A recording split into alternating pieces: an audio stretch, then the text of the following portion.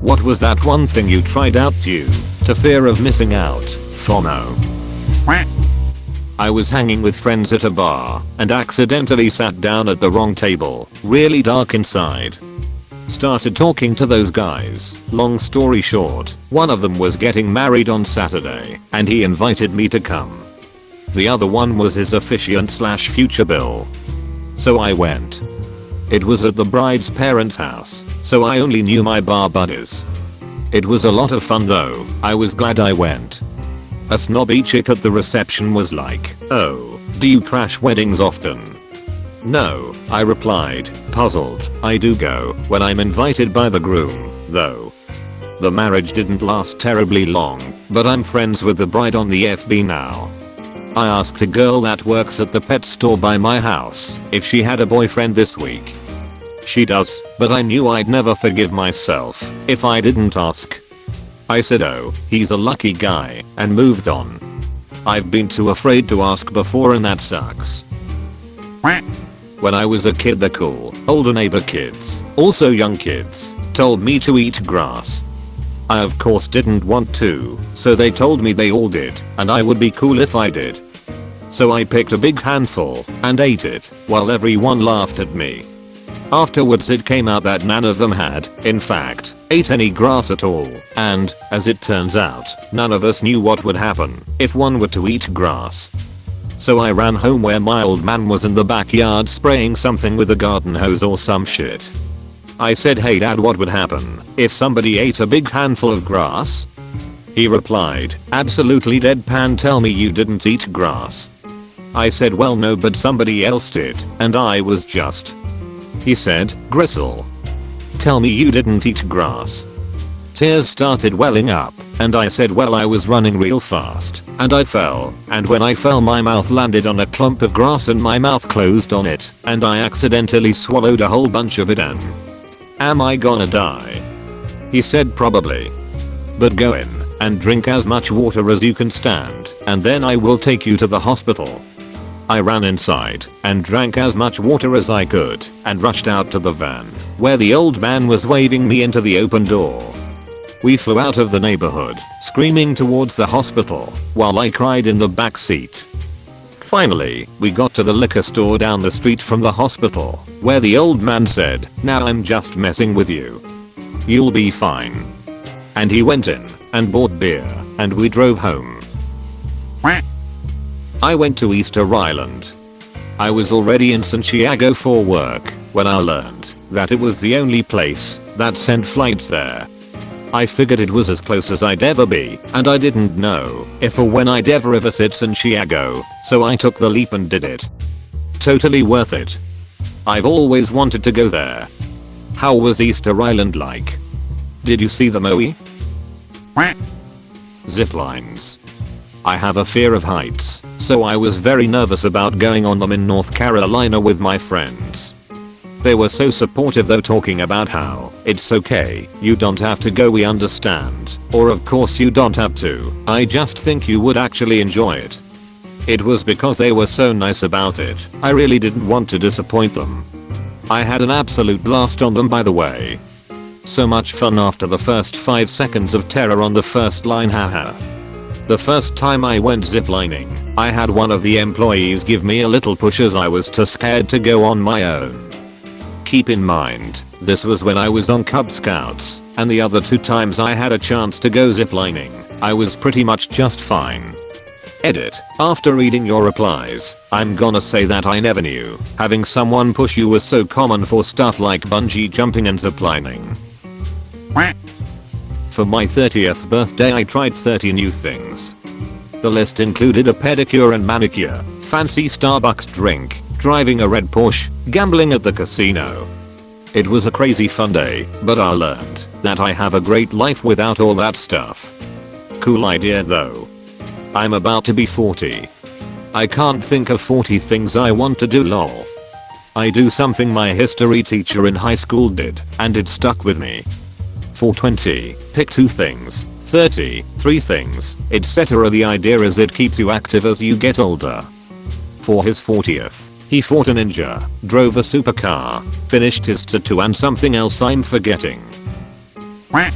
Ate 10 ants to join my brother's club in first grade. Said I could only join if I ate 10 ants. So I did. And then he disbanded the club. And then he disbanded the club. Of course he did. Who wants to be in a club with members who eat ants? I'd never join a club that would accept me as a member. Groucho Marx or Duet Jib. One of those muddy races. Got a skin infection and sun poisoning. As others have said, I did the race. Some mud splashed right in my eyes. Not a single volunteer had water or tissues to wipe it. Ended up using the only clean spots I could find on my friend's shirt. Then they didn't have enough buses to get everyone back to the parking, and it rained and was freezing cold for hours waiting outside. By the time I got home my eyes were in terrible shape and scratched from the little pebbles in the mud. One of those muddy races. Got a skin infection and sun poisoning. As others have said, I did the race. Some mud splashed right in my eyes. Not a single volunteer had water or tissues to wipe it. Ended up using the only clean spots I could find on my friend's shirt. Then they didn't have enough buses to get everyone back to the parking, and it rained and was freezing cold for hours waiting outside. By the time I got home my eyes were in terrible shape and scratched from the little pebbles in the mud. Skateboarding. I have some friends who know how to skate try to teach me, but I just wasn't good at it. Too bad because I think skateboarding is really ducking cool. I can give you one tip if you want to keep trying. Do crunches and lunges every morning. So much of skate and snowboarding is in the core and the hips. Once you have some muscular build up in there, it becomes easier. I'm learning to longboard and I've seen improvement by working those areas. Not taking a single day off from work. This makes me so sad. A friend is doing her dissertation on why people don't take their PTO. Not sure if FOMO is on her list, but I'll mention it. I hope the recent rise of unlimited time off and salary jobs comes up and that, as in my limited experience, that has been a great way to get people to not take time off. I have a physical copy of Super Mario 3D All-Stars. It's fun, and I didn't grow up with these games, so playing them for the first time was a neat experience. I just don't know if I needed to actually buy it. I miss rentals. That would have been a perfect rental for me. When I was on my honeymoon on an Alaskan cruise, my wife really wanted to try ziplining. Unfortunately my weight was a little bit above what their suggested maximum weight is for safety, so instead of staying in town or just hanging out, I went on a walk. I saw a tiny river coming down from the mountain and I decided I wanted to go see that river. I thought to myself that, if I don't do this now there will never be another chance in my life I've ever seen this. So I walked through the town, walked through the forest, and up the mountain, and found that river. It was such a life-altering moment sitting there and breathing in the idea that I just went and found a river in the middle of nowhere. The entire world looked like a painting. When I realized what time it was I started to walk back and ended up getting lost on the mountain. I ran into a hiker by chance and he guided me back down the mountain. I tried to find my way back down from where he left me and met another person who let me into his house and showed me the way through town. Even giving me a coffee to go from his own coffee pot. I walked back into town feeling physically exhausted after walking for about 4 or 5 hours. And it was probably one of the most beautiful things I have ever done. At the time I was doing a journalistic webcomic about my life and I ended up trying watercolor for the first time in my life to color this story. Because I felt, since I tried something so out of my norm and wheelhouse, by venturing up into a mountain I might as well try doing art in a different fashion too. This might not make the greatest hits of this thread, but it absolutely changed my life. Smoking, I guess. I got curious. First time I hated it. After a few more, I started to like it, so I decided to throw the rest away before it was too late.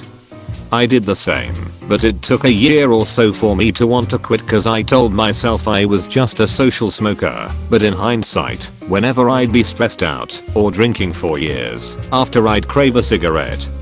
Now the whole thing is pretty gross to me and can't stand the smell. The weirdest part about it was craving a cigarette when stressed, while at the same time knowing I didn't want one because I didn't like them. Edit, because typing is hard. Tinder. It's meh. Unfortunately it's becoming the only option and I only use it because of this. Years ago, my son wanted me to start dating and made me a Tinder profile. He says, so we just swipe everything right until a match appears. Seconds and I was shouting stop stop stop because every single one was coming up you have a match. I think men use Tinder differently than women. Gambling. I lost $70 and had a lot of fun. Not sure I wanna lose $70 anytime again soon though. The thing with gambling is that if you go in with the right attitude, assuming you will lose everything that you gamble, B, a fixed limit, and C, self-control, it can be fine. It can be like going to see a movie, albeit an expensive one. You are spending a bit of money for the thrill and the experience. And if you do come out with more money, hey that's cool. The problems occur when people assume they will win, gamble beyond their initial budget, or let the thrill overtake them, and gamble too often / gamble too much. It sounds like you did it right. Agreed. Also good to leave debit cards back at the car, so you don't feel tempted to cash more money beyond the initial agreed upon spending cap. Bought a $20 raffle ticket for a much hyped up chance to win $5,000. Turns out the raffle promoters were scammers and everyone lost their money. If they were legit, everyone but one person world still lost their money. Different. But same. At least 250 people would need to buy tickets for it to break even. Anything with stocks. FOMO will kill you. By the time you hear about a stock going crazy you already missed out. Don't go buying into hype and fear you're gonna miss out on even more gains. Setting yourself up for disappointment. About 25 years ago I believed every chain letter that appeared in my inbox and religiously sent them along to all my contacts. In my defense, I was a kid, but still, there's probably a lot of people from that time that have me blocked for this very reason. There's a chance you were responsible for a large percentage of the world's chain letters at that time. It also saves the company a ton of money when people leave, while because they don't have any accrued vacation time to pay out. I got the offer to go to SAB with people from other classes, but there was only place for 24 people. I have never been further away from home than a 6-hour drive and SAB is a 12-hour flight away. My thought was, if I don't go now, I will never ever go. I went, now I want to go back. But dang, the first time in an airport is stressful. Prom. Hated it. Knew I would. Glad I went anyway. As someone who hasn't gone to prom before, how was it for someone who didn't think they would enjoy it?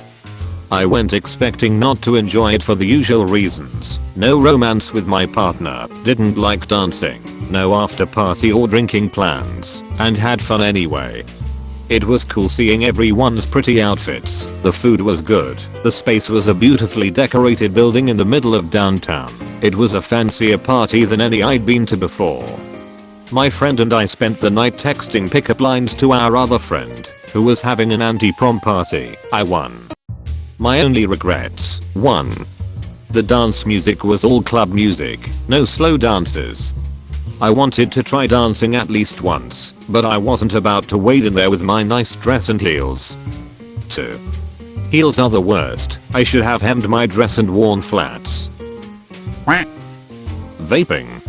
I have asthma, so after about a week of bronchitis type coughing keeping me up at night, I decided that, even though I enjoyed it, I'd rather not be dead in a month. Edit. In my situation I already knew that I don't respond well to smoking / vaping. My dad smoked, and my ex vaped. Within minutes after being near them, I'd be having a coughing fit. I used the low nicotine blue vapes, they actually weren't harsh on the throat at the time. Trying to get PS5 at launch. I had no idea it would be this much of a shit show. Got in early due to the Reddit/Twitter link that actually worked.